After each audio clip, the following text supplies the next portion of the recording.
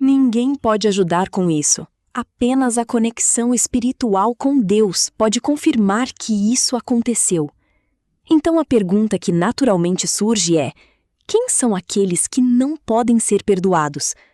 Para essa pergunta, nós seres humanos não podemos responder, nem mesmo temos a certeza de que isso aconteça. Pode ser que até mesmo para os mais desafortunados, segundo nossas avaliações, haja a misericórdia do perdão divino no final.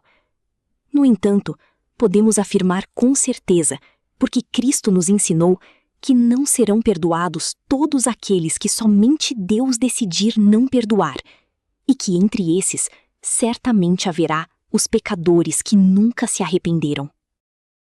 Capítulo 9. O destino.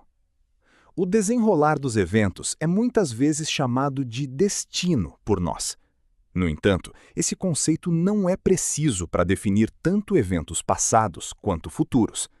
Na verdade, quando nos referimos a eventos passados, dizemos que era o destino, o que é uma maneira de justificar nossas ações e especialmente nossos erros. Se o destino já estivesse pré-definido para cada um de nós, não seríamos livres, não teríamos escolha para contrariá-lo. Não poderíamos condenar os criminosos, pois eles estavam predestinados a cometer crimes, e também não poderíamos ser julgados. Portanto, se a palavra destino não é a correta para definir eventos passados, ela também não será precisa para definir eventos futuros. O homem, ao usar a palavra destino, pode apenas referir-se a alguns conceitos gerais da vida, como o homem, desde o momento em que nasce, está destinado a morrer, ou outros conceitos elementares desse tipo. Então, se o destino não existe, por que Jesus previu que Judas o trairia? Como o arcanjo Gabriel anunciou à Virgem Maria que ela daria à luz o Filho de Deus? Há outros exemplos no Evangelho que antecipam eventos futuros.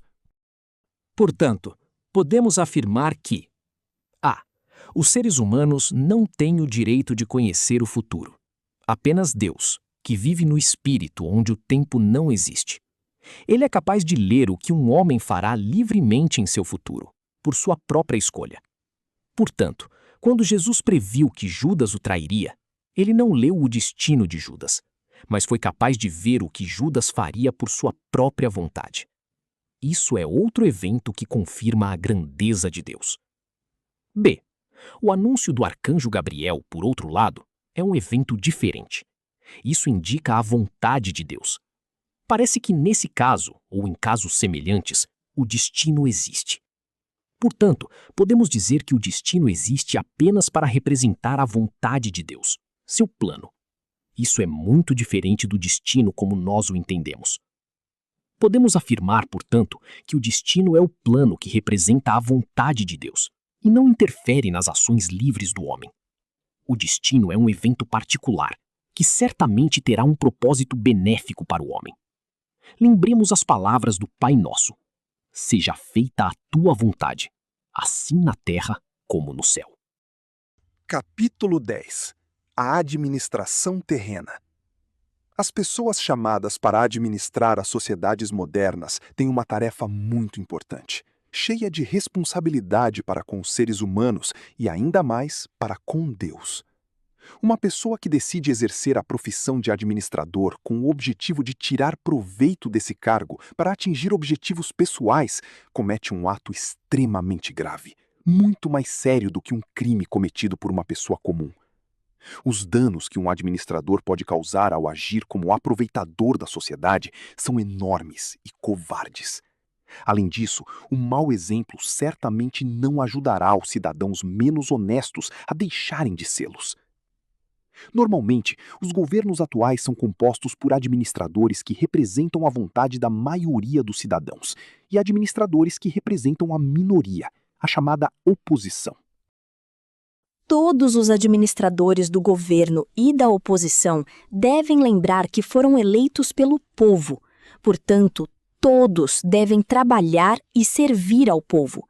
O povo deve se lembrar de que, mesmo se o lado oposto vencer, todos nós pagamos tanto os administradores no poder quanto aqueles na oposição. Portanto, todos nós devemos exigir que todos os administradores do governo e da oposição cumpram seu dever, respeitem o povo que os elegeu e se considerem servidores e não senhores. Servir ao povo significa respeitar os programas de governo. Não significa brigar ou insultar o outro lado sem apresentar contrapropostas. Não se deve obstruir um programa apenas por capricho, quando eles mesmos fariam a mesma coisa.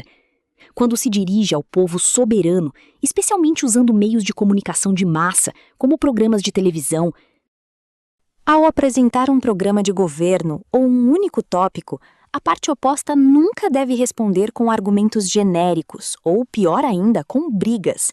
Quem age dessa maneira se comporta como um senhor tirano e não como um servo. Portanto, esse tipo de pessoa não é adequado para exercer a profissão de administrador. Assim sendo, podemos dizer que cada proposta deve ser respondida apenas com uma contraproposta construtiva.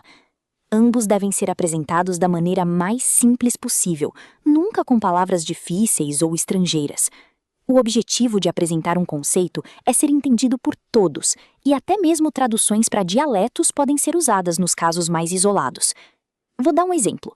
Se uma família chama um pedreiro para fazer algum trabalho, eles querem saber qual é o problema, o que causou isso, quanto tempo levará para consertar, quanto custará, etc. O que essa família deve fazer se o pedreiro responder de forma vaga, com palavras difíceis, insultar quem causou o dano e não fornecer uma avaliação precisa de custos? Eu acredito que a melhor coisa a fazer é contratar um novo pedreiro. O administrador não deve prometer durante a campanha eleitoral coisas que ele já sabe que não pode cumprir. Isso é chamado de mentira, fraude. Isso é o pior dos piores que se pode imaginar. O administrador flagrado cometendo um crime deve receber a pena máxima que o homem pode impor a outro homem. Esses são a vergonha da sociedade, mesmo em relação a outros estados. Todos os que se candidatam à administração devem passar por um exame não de ideias políticas, mas de ética profissional e comportamento em relação ao povo soberano.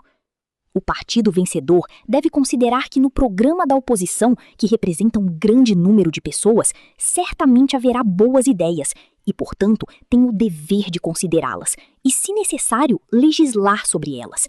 Isso significa servir ao povo. A administração espiritual. O administrador espiritual é normalmente alguém mais parecido com um professor ou distribuidor de leis e regras espirituais.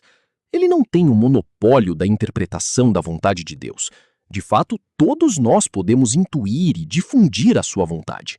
No entanto, certamente ele é alguém muito mais preparado do que a média para usar o espírito para fins espirituais e para se conectar com o grande espírito. Em alguns casos, como na religião cristã, no ápice da administração espiritual, existem pessoas que institucionalmente, para cumprir essa missão, devem dedicar tudo, corpo e alma. Ao contrário dos administradores dos governos, eles passam por um longo período de preparação antes de poderem realizar essa missão.